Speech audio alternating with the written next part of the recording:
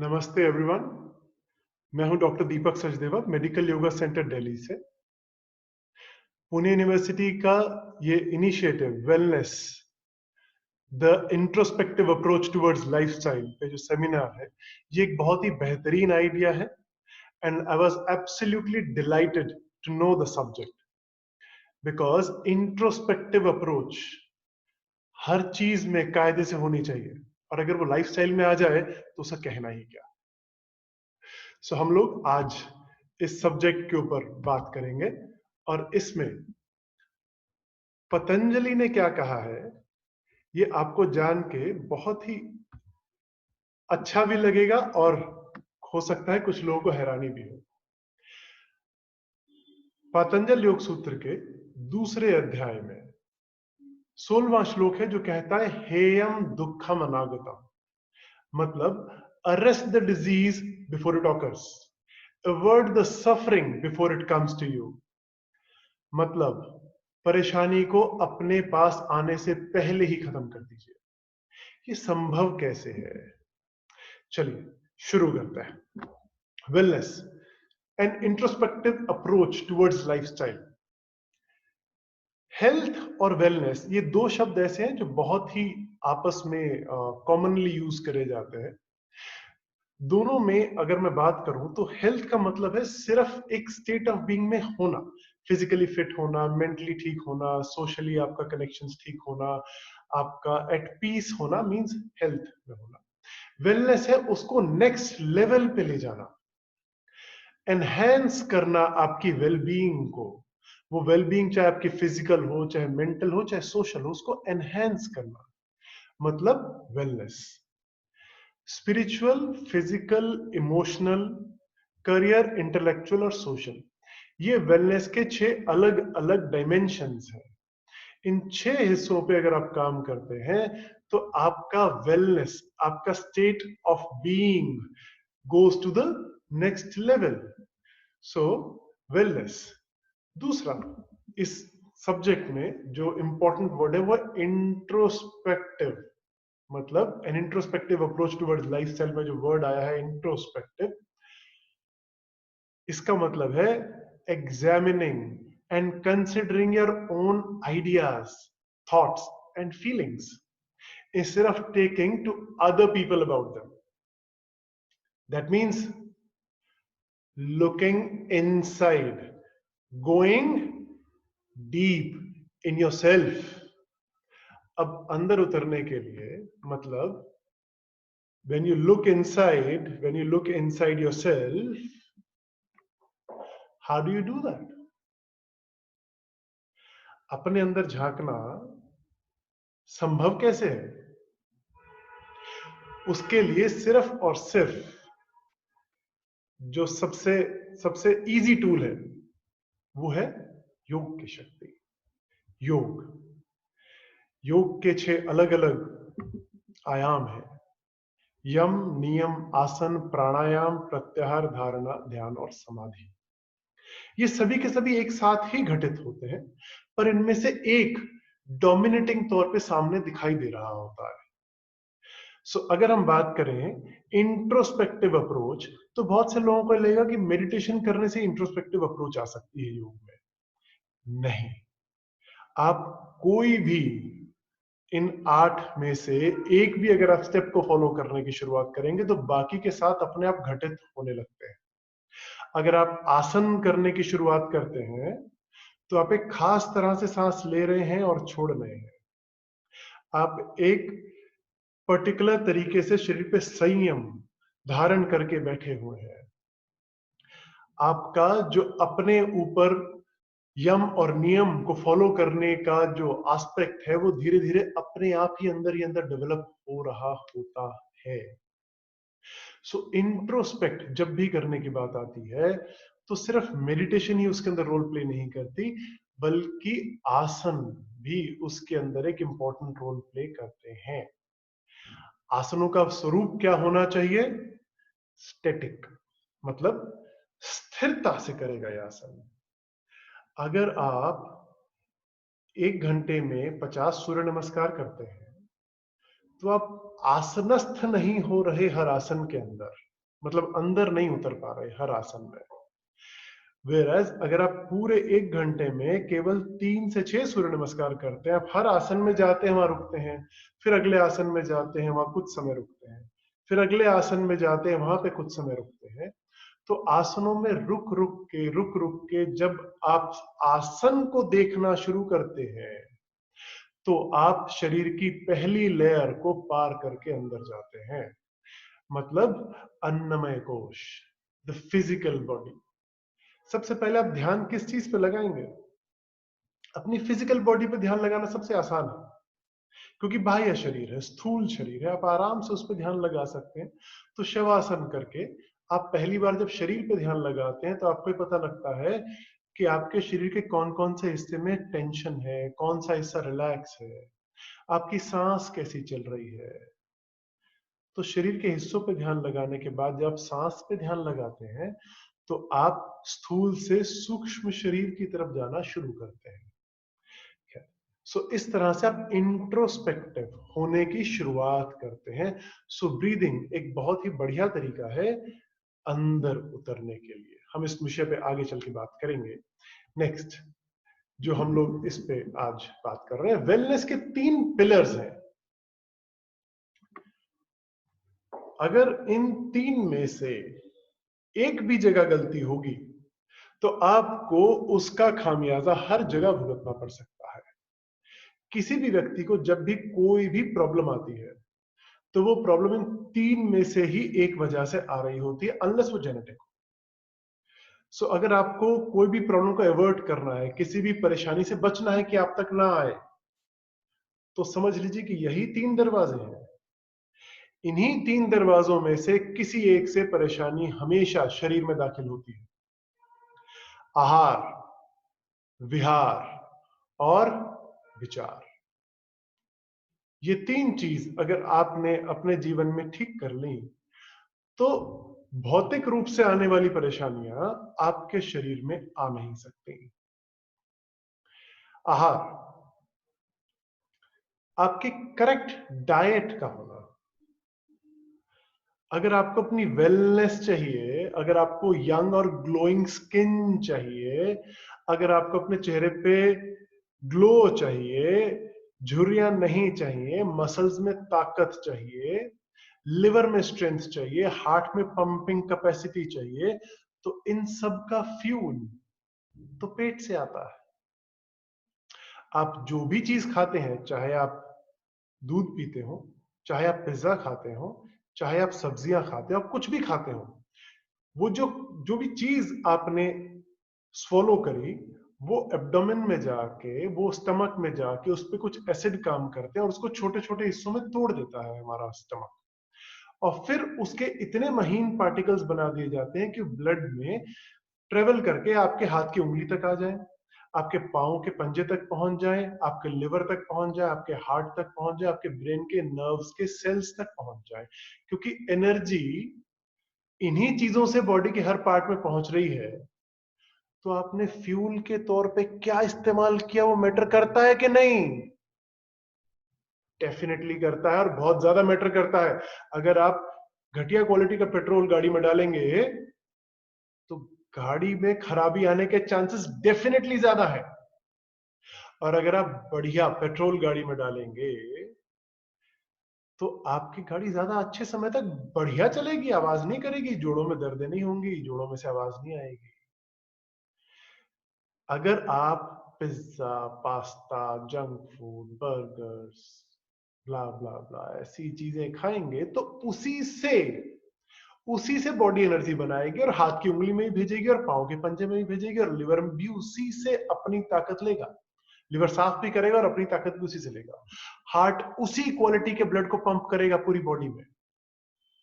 सो जब आपका खाने की क्वालिटी पे ही कंट्रोल नहीं होगा, तो आपके शरीर में ताकत उसी लेवल की आएगी जिस लेवल का आप खाना खा रहे हैं।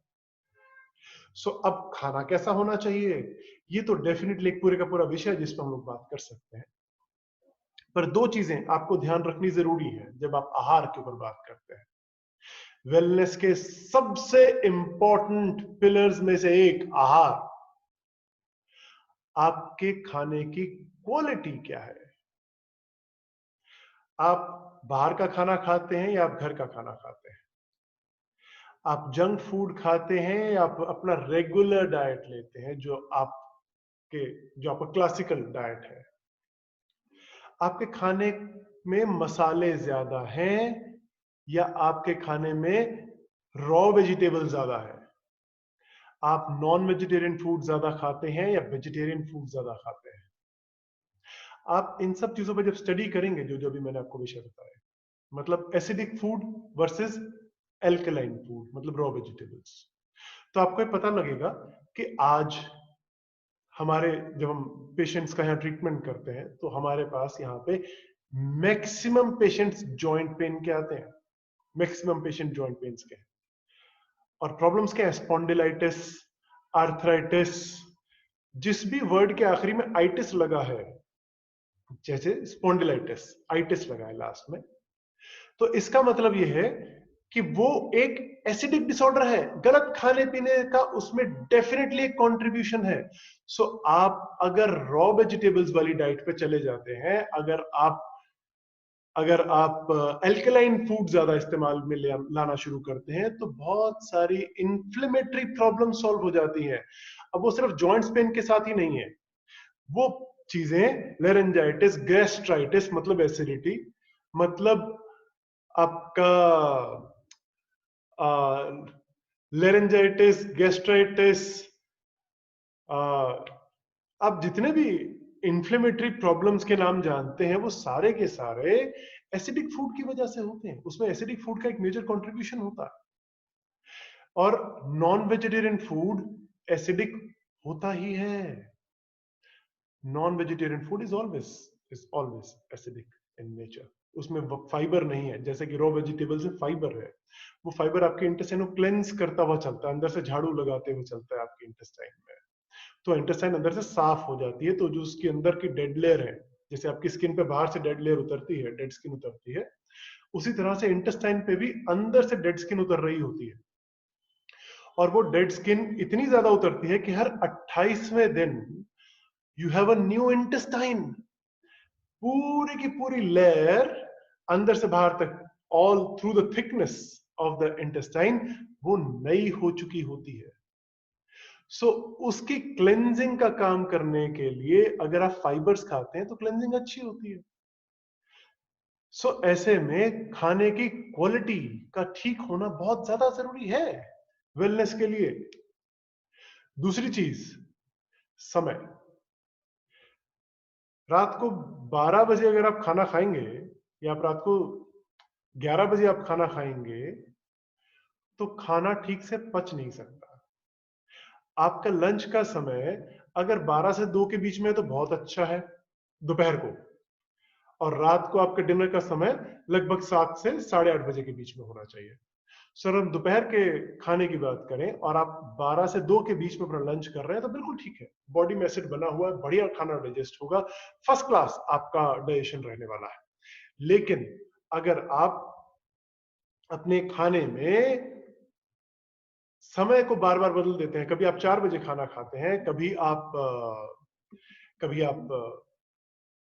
5 बजे खाना खाते हैं, कभी आप खाना नहीं खाते हैं। अगर आप इस तरह के रूटीन में बॉडी को रखते हैं, तो बॉडी का बायो क्लॉक सेट नहीं हो सकता। बॉडी को पता नहीं कि आज इतने बजे खाना मिल रहा है, कल इतने बजे मिल रहा है, परसों इतने बजे मिल रहा है, तो बॉडी का शेड्यूल इरेटिक हो जाता है। बॉडी के सेल्स का नेचुरल बिहेवियर सेट ही नहीं हो पाता है पूरी तरह से। ऐसे में खाने का समय एक ब्रैकेट तय करनी जरूरी है कि लगभग दोपहर का समय खाना मैं 12 से 2 बजे के बीच में खा लूंगा। जब आप ऐसी अप्रोच रखते हैं, तो आपकी बॉडी को पता है कि डेली इतने बजे ही जूस सिक्रीट करना है, और आपको ना एसिडिटी का प्रॉब्लम होगा, ना आपको जोड़ों में दर्द आपके जोड़ों में दर्द आने का चांस भी कम हो जाएगा, और साथ ही साथ आपकी मसल्स की स्ट्रेंथ बढ़ेगी। क्योंकि अगर आपकी बॉडी में एसिडिटी रहती है, तो आपकी मसल्स वीक हो सकती हैं, आपकी बोन्स में से कैल्शियम ड्रेन होता है। ऐसी स्थिति में आपका डाइट पे समय का पाबंदी होना बहुत ज्यादा जरूरी है। दूसरी चीज जो इंपॉर्टेंट है, वो है आपका विहार, आपका आहार, विहार एंड विचार। सो दूसरा है आपका विहार, मतलब फिजिकल एक्टिविटी आपकी कैसी रहती है, इंक्लूडिंग रेस्टिंग टाइम। आप योगा करते हैं, आप वॉक करते हैं, आप एथलेटिक्स करते हैं। मैं यहाँ पे एक चीज को क्लेरिफाई कर दूं कि जब आप बात कर रहे हैं कोई भी फिजिकल एक्सरसाइज की, तो इसका मतलब है कि आप राइट और लेफ्ट साइड, बॉडी की राइट साइड और बॉडी की लेफ्ट साइड को बराबर एक्सरसाइज कराएं। ऐसी गेम्स हमेशा बेस्ट रहती हैं, क्योंकि ऐसा करने से बॉडी में मस्कुलर बैलेंस बना रहता है। स्पाइन की राइट और लेफ्ट साइड की मसल्स इक्वली स्ट्रेंथ गेन करती हैं। लेकिन अगर आप कोई ऐसी गेम खेलते हैं जो टेनिस है, गोल्फ है, जो कि वन साइडेड गेम है, तो इट इज हाईली रिकमेंडेड कि आप ऑपोजिट साइड से भी हवा में वो गेम खेलें। फॉर एग्जाम्पल, आप टेनिस खेलते हैं, राइट हैंडेड है आप, तो लेफ्ट हैंड से भी आपको एयर टेनिस कुछ देर के लिए जरूर खेलना चाहिए, ताकि स्पाइन की राइट और लेफ्ट साइड की मसल्स बैलेंस हो सके। और साथ ही साथ वार्म अप कूल डाउन करते हुए भी आपको लेफ्ट साइड की एक्सरसाइज कुछ ज्यादा करनी चाहिए। सेम चीज गोल्फ के साथ अप्लाई होती है, सेम चीज कोई भी और ऐसी गेम के साथ अप्लाई होती है जो भी सिर्फ एक साइड की गेम है। सो योगा बहुत ही बढ़िया है, क्योंकि राइट और लेफ्ट साइड इक्वली यूज होता है। एथलेटिक्स बहुत बढ़िया है, रनिंग करिए, जॉगिंग करिए, फर्स्ट क्लास है। स्विमिंग करिए, राइट और लेफ्ट साइड की इक्वल एक्सरसाइज होती है। साइकिलिंग करिए, वॉक करिए। उसके अलावा बिहार में जो चीजें इंक्लूड होती हैं वो है मेडिटेशन, यानी कि आपका रेस्टिंग टाइम क्या है, डीप रिलैक्सेशन आप कर पाते हैं या नहीं कर पाते, इसका मेजर हिस्सा हम बिहार विचार में भी कवर करेंगे। दूसरा, बिहार का ही एक इंपॉर्टेंट एस्पेक्ट है गुड स्लीप। वेलनेस तब तक संभव नहीं है जब तक आप प्रॉपर स्लीप नहीं ले रहे हैं, जब तक आप पूरी तरह से बॉडी को रेस्ट नहीं दे रहे हैं। आपको एक चीज को समझना जरूरी है कि जब आप रात को सोते हैं, आपका हार्ट दो बीट्स के बीच में 0.06 सेकेंड्स का रेस्ट लेता है जब आप सोते हैं, क्योंकि हार्ट बीट स्लो हो जाती है रात को। और जब आप दिन में जागे हुए होते हैं, आप एक्टिव होते हैं, आप कुछ भी काम कर रहे हैं, या आप बैठे हुए हैं, या आप टीवी देख रहे हैं, आप मोबाइल पे, उस समय हार्ट बीट 0.04 के गैप से चल रही होती है। मतलब जब आप एक्टिव हैं और जब आप सोए हुए हैं, जब आप सोए हुए हैं तो हार्ट बीट की स्पीड कम है, और जो हार्ट की मसल को अपना ब्लड सप्लाई मिलता है वो रेस्टिंग फेज में मिलता है। मतलब रेस्टिंग टाइम जितना ज्यादा, हार्ट मसल को ब्लड सप्लाई उतना ही ज्यादा। सो अगर आपका रेस्टिंग टाइम कम है, तो हार्ट मसल को ब्लड सप्लाई मिलने का जो समय है वो डेफिनेटली कम है। और इसका मतलब यह है कि हार्ट मसल की एजिंग फास्ट हो जाएगी, हार्ट मसल का प्रॉब्लम जल्दी आने का चांस हो जाएगा। हार्ट में ब्लॉकेजेस बनने के लिए जो आर्टरीज में लौचिकता चाहिए, जो उनमें इलास्टिसिटी चाहिए, वो जल्दी खत्म हो जाएगी अगर आप प्रॉपर स्लीप नहीं लेते तो। सेम चीज लिवर के साथ अप्लाई होती है, सेम चीज आपकी किडनीज के साथ अप्लाई होती है, सेम आपकी इंटेस्टाइन के साथ, आपकी स्किन के साथ, आपके बालों के साथ, आपकी मसल्स के साथ, आपकी बोन्स के साथ अप्लाई होती है। सो रेस्ट बहुत ज्यादा जरूरी है। और उन लोगों को खास तौर पे बता दूं जिन लोग के कोई एग्जाम्स आने वाले हैं, जो लोग अपने किसी कॉम्पिटिटिव एग्जाम की तैयारी कर रहे हैं, कि अगर आप नींद अच्छे से लेते हैं तो ब्रेन के जो न्यूरॉन्स हैं उनके बीच में साइनेप्सिस जो बनते हैं वो रात को सोते हुए बनते हैं। सो रेस्ट करना अच्छी याददाश्त के लिए बहुत जरूरी है। सो इसके अलावा जो अगला आपको चीज का ध्यान रखना है वो है विचार। मतलब आपके थॉट्स कैसे हैं, आप रिलैक्स रहते हैं या आप स्ट्रेस रहते हैं। थॉट्स का मतलब यह है कि आप सनसनी जैसे सीरियल्स देखते हैं या आप कार्टून मूवीज देखते हैं, किस में माइंड ज्यादा रिलैक्स होगा और किस में माइंड ज्यादा टेंशन में आएगा। सनसनी जैसे सीरियल्स में आप ज्यादा परेशान होंगे, पक्की बात है, आपके सबकॉन्शियस में भी वही जाएगा, रात को सोते भी वैसे ही विचार दिमाग में चलेंगे, और दिन भर में भी सबकॉन्शियस माइंड में फियर रहेगा। वेयर एज अगर आप लाइट मूवीज देखते हैं, आप कार्टून चैनल्स देखते हैं, आप लाफ्टर शोज जैसे सीरियल्स देखते हैं, सो आपका माइंड प्रफुल्लित रहेगा, खुश रहेगा, और बॉडी में स्ट्रेस क्रिएट करने वाले हार्मोन्स आसानी से नहीं बनेंगे, रादर पॉजिटिव हार्मोन्स बॉडी में बनेंगे। सो ऐसे में अपना समय जो भी आपके पास में अवेलेबल है उन पॉजिटिव चीजों पे लगाइए जहां से आपको अच्छी वाइब्स मिलती है। चाहे आपको मेडिटेशन करने से अच्छी वाइब्स मिलती है, चाहे आपको मंदिर में जाने से अच्छी वाइब्स मिलती हो, चाहे कार्टून मूवीज देखने से आपको अच्छा लगता हो, या आपको अपने उन दोस्तों से बात करने से अच्छा लगता हो जो आपको मोटिवेट करते हैं।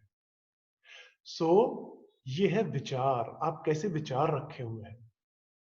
आपको एक चीज को समझना बहुत ज्यादा जरूरी है कि आपके जीवन में हर चीज दो बार होती है। आई रिपीट, आपके जीवन में हर चीज दो बार होती है। पहली बार आपकी आंखों के पीछे आपके दिमाग में, दूसरी बार आपकी आंखों के सामने प्रत्यक्ष रूप से। ये हमेशा होगा ही। आप किसी कमरे में जाते हैं और आपको लगता है कि वहां अंधेरा है, तो पहले आपको एक विचार आता है कि अच्छा लाइट ऑन करनी चाहिए, और आप लाइट का बटन दबाते हैं और लाइट ऑन होती है। आपको प्यास लगती है तो आपको पहले थॉट आता है कुछ पीना चाहिए, आप जाते हैं और आप कोई ड्रिंक उठाते हैं और आप पीते हैं। हर चीज दो बार हो रही है, हर चीज दो बार हो रही है। सो पहले आप किसी भी चीज को विचार के रूप में अपने मन में लाते हैं और फिर वो प्रत्यक्ष रूप से होती है। तो आपके विचार कैसे होने चाहिए? आहार विहार और विचार में आपके विचार कैसे होने चाहिए? आपको सारा दिन चिक चिक करनी चाहिए, आपको सारा दिन अच्छे लोगों के साथ खुशी से बढ़िया से बात करने में समय बिताना चाहिए। आपको कोशिश करके ऐसी मूवीज देखनी चाहिए जो लाइट हो, जिसमें दिमाग ना लगाना पड़ता हो, दिमाग घर पे रख के जाना पड़ता हो, ऐसी मूवीज देखनी चाहिए। ऐसे ऐसे दोस्तों के साथ बात करनी चाहिए जो आपको खुशी देते हैं, या ऐसे लोगों के साथ बात करना चाहिए जो हर वक्त आपके साथ कुछ ना कुछ विषय निकाल के चिक चिक कर ही लेते हैं। सो पॉजिटिव रहने के लिए सबसे जरूरी बातों में से है कि आपके विचार अच्छे रहें।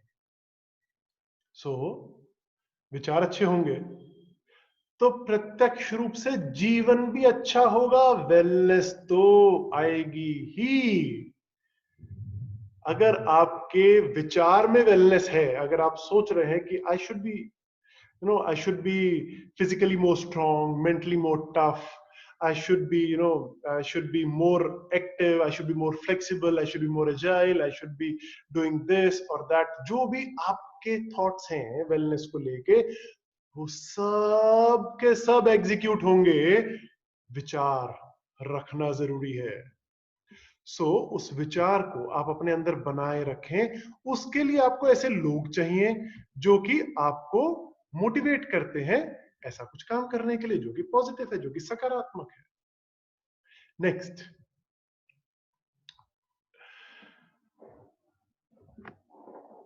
प्रोबेबली ये सबसे इंपॉर्टेंट चीजों में से है जो मैं आपके साथ इस वेलनेस के, इस हेयम दुखम अनागतम के इस सेमिनार पे शेयर करने जा रहा हूं। द मोस्ट इंपॉर्टेंट वेलनेस को लेकर के, वेलनेस को लेकर के ये सबसे इंपॉर्टेंट है। Listen and respond to the signals of your body. Listen and respond. यहीं पे लोग गलती कर जाते हैं और फिर आते हैं ट्रीटमेंट कराने के लिए कि सर गर्दन दुख रही है, सर स्लिप डिस्क हो गया। अच्छा सर कैसे हो गया स्लिप डिस्क? पूछो उनसे तो पता लगता है सर बस कुछ नहीं, मैं तो एक पानी की बाल्टी उठाई थी और कमर में बस जोर पड़ गया, उसके बाद से स्लिप डिस्क हो गया। अच्छा, एक दिन कमर में जोर पड़ गया बाल्टी उठाने से?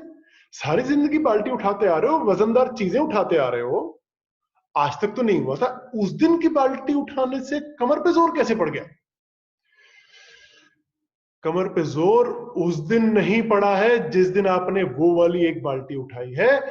कमर पे जोर लगातार पड़ रहा था पिछले कई सालों से, जब आप सिटिंग जॉब कर रहे थे, जब आप बाइक चलाते थे और जब आप बाइक से उतरते थे, बाइक कमर आपकी बोलती थी कि थोड़ी सी स्टिफनेस लग रही है, और आप बोलते थे कोई बात नहीं, ठीक हो जाएगा, अभी तो मेरे को बैठ के ना कंप्यूटर पे काम करना जरूरी है, अभी तो मेरे को बाइक पे फला डिलीवरीज करनी जरूरी है, या घर के ये काम बहुत जरूरी है, एक्सरसाइज तो होती रहेगी, कोई बात नहीं। प्रॉब्लम्स दिखती कभी और है, होनी कभी और शुरू होती है। मतलब जिस दिन आपने बाल्टी उठाई और कमर में जोर पड़ा, उस दिन तो दिखी है, उस दिन तो घड़े में आपने आखिरी लोटा डाला था और वो छलक गया घड़ा। आप डेली उसको भर रहे थे कुछ ना कुछ गलत एक्टिविटी करके, मतलब लाइफस्टाइल खराब था जिसकी हम यहां बात कर रहे हैं। आपके लाइफस्टाइल में आपकी बॉडी आपको सिग्नल्स दे रही है हर रोज और आप उसको नजरअंदाज कर रहे हैं, तो ऐसे में प्रॉब्लम्स तो आनी तय है। आप जब बहुत देर तक कंप्यूटर्स पे काम करते हैं ना, तो आपकी गर्दन बोलती है गिव मी अ ब्रेक, और आप बोलते हो नहीं नहीं डेडलाइन आई हुई है, काम करना जरूरी है, रात को 8 बजे की डिलीवरी जानी जरूरी है, नहीं तो बॉस ही बोलेगा XYZ। सो आप बोलते हो गर्दन कोई बात नहीं, तेरे को बाद में देखता हूं यार, पहले बॉस को हैंडल कर लेता हूं। आपकी जब पीठ थक जाती है ना डेली बाइक चलाने से, ट्रेवलिंग करने से, या सिटिंग जॉब में रहने से, या अगर आपकी पूरे दिन की जॉब खड़े रहने की है तो, या फिर अगर आप गलत फुटवेयर पहनते हैं, हाई हील्स पहनते हैं, या बिल्कुल फ्लैट कोल्हापुरी स्लीपर्स या पंजाबी जूती जैसी अगर आप चप्पल्स पहनते हैं, तो कमर थक जाती है और रात को आपको बोलती है टांगे, रात को आपको बोलती है कमर कि थकावट है, कोई दबा दे तो अच्छा लगेगा, थोड़ी थकावट निकल जाए तो अच्छा लगेगा। वो सिग्नल था बॉडी का पहला। अगर आप उसी दिन उसी वक्त सिग्नल्स को एड्रेस कर देते, जब आपने हील्स पहनी थी और आपको आधे घंटे बाद पता लग गया था कि कमर पे जोर पड़ रहा है, लेकिन आपने फैशन के नाम पे पहने रखी वो हील्स, और कमर में दर्द धीरे धीरे धीरे धीरे एक्यूमुलेट होता चला गया, तो अब एक दिन जब आपने बाल्टी उठाई, उस दिन कमर की डिस्क अपनी जगह से, जो ऑलरेडी डिहाइड्रेट हो चुकी थी डेली गलत एक्टिविटी की वजह से, अब वो अपनी जगह से सरक गई। सो उसको बोलते हैं स्लिप डिस्क हो जाना। एक दिन में हुई नहीं, बहुत साल लगाए आप लोग करने में, बहुत मेहनत करी है आपने स्लिप डिस्क को पाने के लिए, बहुत मेहनत करी है, कई सालों की मेहनत है उसके पीछे। क्योंकि अगर आप एक फॉल्टी लाइफस्टाइल जी रहे हैं, तो गर्दन की कमर, कमर की दर्द, घुटने का दर्द तो आजकल मतलब गर्दन दर्द, कमर दर्द, घुटने का दर्द तो आजकल बिल्कुल कॉमन है ना, मतलब हर किसी को, हर दूसरे व्यक्ति को हो रहा है। गलती कहां है? आपने अपनी बॉडी के सिग्नल्स को सुना नहीं, आपने अपनी बॉडी के सिग्नल्स को सुन के रिस्पॉन्ड नहीं किया।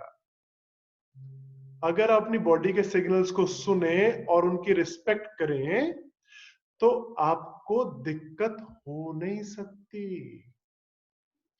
बॉडी पहले ही दिन बता देती है कि आपने ना आज गर्दन को ओवर यूज करा है, आज आपने कमर पे जोर डाला है, तो थोड़ी सी एक्सरसाइज कर लो तो निकल जाएगा।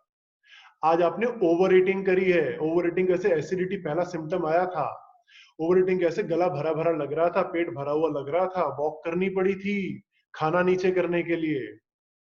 लोग क्या करते हैं, खाना खाने का 1 कप चाय पी लेते हैं कि अच्छा खाना नीचे हो जाएगा। अरे पहली गलती है कि खाना ज्यादा खाया, दूसरी गलती है कि खाने के ऊपर एक एसिडिक चीज पी ली, अब वो खाना सारे का सारा पच, उसमें से काफी हद तक पच तो जाएगा, लेकिन उससे सारी कैलोरीज अब बॉडी के अलग अलग हिस्सों में जाके स्टोर भी होनी शुरू हो जाएंगी, तो मोटापा बढ़ेगा।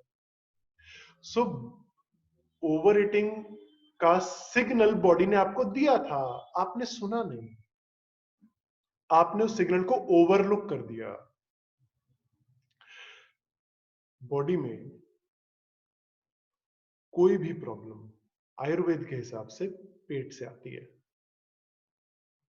जठर अग्नि अगर मंद हो जाए तो बॉडी में अनडाइजेस्टेड फूड रह जाता है, मतलब आम बोलते हैं उसे। अनडाइजेस्टेड फूड अगर बॉडी में रह गया है, तो अब वो कई तरह की प्रॉब्लम्स को जन्म देता है। अनडाइजेस्टेड फूड रहता क्यों है? क्योंकि आपने बॉडी के सिग्नल्स को सुना नहीं और रिस्पॉन्ड नहीं करा। आप बॉडी को अपने हिसाब से चलाने की कोशिश करते हैं। बहुत से लोग ऐसे हैं जो ये कहते हैं कि हमें सुबह 8 बजे ऑफिस पहुंचना है, तो हमारी इंटेस्टाइन तो सुबह 8 बजे से पहले खाली हो जानी चाहिए। अब इंटेस्टाइन बोलती है कि देखो, तुमने रात को पत्ते वाली सब्जियां खाई हैं या तुमने रात को नॉनवेज खाया है, दोनों ही चीजों को डाइजेस्ट करने में मुझे नॉर्मल से ज्यादा समय लगता है। अब नॉर्मल से अगर ज्यादा समय लगेगा तो 8 बजे तक इंटेस्टाइन खाली नहीं हो सकती है, आज 9 बजे इंटेस्टाइन खाली हो सकती है। आप क्या बोलते हो? नहीं नहीं, ऑफिस पहुंचने का टाइम लेट हो जाएगा, मेरे को तो अभी इंटेस्टाइन खाली चाहिए, सुबह 7 बजे। 2 गिलास पानी पीते हो, प्रेशर क्रिएट होता है, आप जाके इंटेस्टाइन को खाली कर लेते हो, सो यू फील फ्रेश। और डेली का ऐसा सही सिस्टम बन जाता है क्योंकि आपको एक क्विक फिक्स मिल गया, डेली पानी पियो, इंटेस्टाइन खाली करो, डेली पानी पियो, इंटेस्टाइन खाली करो। सो इंटेस्टाइन की मसल्स ना स्लगिश हो जाती है, जितनी ताकत से उनके अंदर वो पेरिस्टाल्टिक मूवमेंट होती है नॉर्मली, अब वो वीक पड़ जाएगी। क्यों? क्योंकि बॉडी को पता है कि हर रोज पानी आता है, पानी से गैस्ट्रोकोलिक रिफ्लेक्स हर बार एक्टिवेट हो जाता है और डेफिकेट करा जा सकता है, तो कोई बात नहीं। So intestine will become slow, digestion will become poor. क्यों? क्योंकि आपको सुबह 7 बजे इंटेस्टाइन खाली चाहिए थी, बॉडी बोल रही थी कि नहीं मैं 9 बजे हो सकती हूँ, क्योंकि आपने खाना एक पर्टिकुलर तरह का खाया हुआ है। सो बॉडी ने सिग्नल दिया था, आपने अपने फॉल्टी लाइफस्टाइल के चक्कर में अपनी बॉडी को खराब किया। फॉल्टी लाइफस्टाइल इसमें क्या बोलोगे? खाना तो खाते हैं, मतलब उसमें क्या करें? जब आपको पता है कि आप बाहर पार्टी में जा रहे हो तो यार 8 बजे खा लो पार्टी में जाके खाना, रात को 10 बजे जरूरी खाना है। 10 बजे खाओगे तो बॉडी को एक्स्ट्रा टाइम चाहिए डाइजेस्ट करने के लिए। फिर आप बोलोगे नहीं सुबह 2 गिलास पानी पीते हैं, और खुद को कॉन्स्टिपेटेड का लेवल भी लगा दोगे बहुत सारे लोग तो। सो अगर आपको रात को पता है कि आज ओवर ईटिंग होने का चांस है, घर में पार्टी है, दोस्तों से मिलना है, आउटडोर आज हमारा कोई इवेंट है, तो डिनर जल्दी कर लीजिए या फिर हल्का खाना खाइए ताकि बॉडी का सिस्टम नॉर्मल चलता रहे। सो अगर आप बॉडी के सिग्नल्स को सुनते हैं और रिस्पॉन्ड करते हैं, सिर्फ सुनना नहीं, रिस्पॉन्ड भी तो करना है। बॉडी ने बोला गर्दन अकड़ गई है, आप बोलते हो कोई बात नहीं, आपने सिग्नल को सुना लेकिन रिस्पॉन्ड नहीं करा, तो प्रॉब्लम तो आनी है। मतलब बॉडी ने बोला था प्रॉब्लम हो जाएगी अगर आप गर्दन को हिलाओगे नहीं, मूवमेंट नहीं करोगे, कोई एक्सरसाइज नहीं करोगे। आप क्या बोलते हो? नहीं यार अभी टाइम नहीं है, रिस्पॉन्ड करिए बॉडी के सिग्नल्स को। So the moment your body gives you the first signal, be it stiffness, be it bloating, be it acidity, be it any other problem, पहले उसको एड्रेस करिए, उसको रिस्पॉन्ड करिए, और बॉडी में कोई भी प्रॉब्लम आ नहीं सकती। आहार विहार और विचार तीनों तरीके से बॉडी आपको सिग्नल्स देगी। आपको यह ध्यान रखना है कि आप उन सिग्नल्स को सुने और आप उनको रिस्पॉन्ड करें। नेक्स्ट, अब ये होगा कैसे? आप बोलोगे सर ये तो ना मतलब बॉडी के सिग्नल्स कैसे समझे जा सकते हैं? बॉडी के सिग्नल्स सुनने के लिए कोई बहुत रॉकेट साइंस नहीं है, बॉडी हर बार आपको सिग्नल देती है, आपको सिर्फ उसकी प्रैक्टिस करनी है। और मुझे लगता है कि आप अगर 5 दिन भी इसकी प्रैक्टिस कर लें, सिर्फ 5 दिन, ओके लेट्स से 1 वीक, एक हफ्ता भी अगर आप बॉडी के सिग्नल्स को सुनने की प्रैक्टिस कर लें तो आप इस चीज के एक्सपर्ट हो जाएंगे कि सिग्नल्स कैसे सुने जाते हैं और कैसे उनको रिस्पॉन्ड किया जा सकता है। मे बी आप हर सिग्नल को हर बार रिस्पॉन्ड ना कर पाए, लेकिन सुनना तो शुरू करें। रिस्पॉन्स धीरे धीरे 2 महीने, 4 महीने, 6 महीने में अपने आप तैयार कर ही लेंगे उसका कोई रास्ता।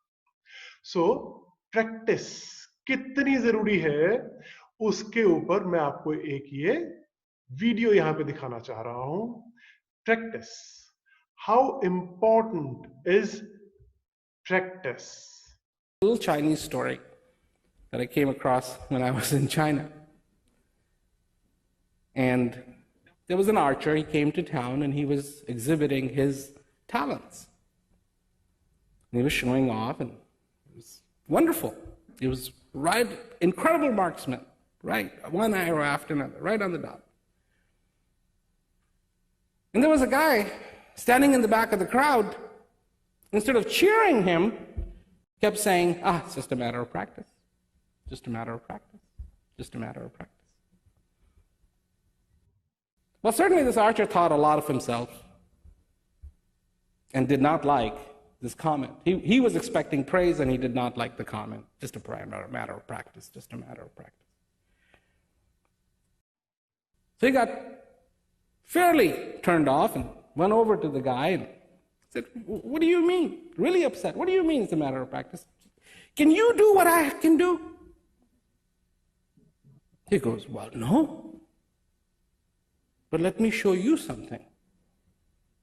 And so he took, and because this guy used to sell oil, he took a bottle which had a very narrow opening, long tube, and then a bowl at the bottom. And he was able to take this big container of oil and pour the oil where it went right through that little opening, right through that bottle, and not a drop spilled. And he looked at the archer and says, "Can you do that?" And the archer realized that no, he couldn't do that. He hadn't had any practice doing that. And he goes, "I can't shoot the arrows like you, but you can't pour the oil like me.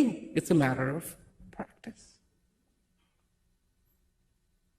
Now, what's the point of telling that story? The next question is, what do you practice? Because invariably, whatever you practice, you're going to get good at it. And this isn't a question of good or bad. If you practice cheat and deceit, you're going to get good at cheat and deceit. If you practice complaining, you're going to get very good at complaining. I mean, you will be able to complain about everything. और इसी तरह से आप ये बात समझिए कि you will be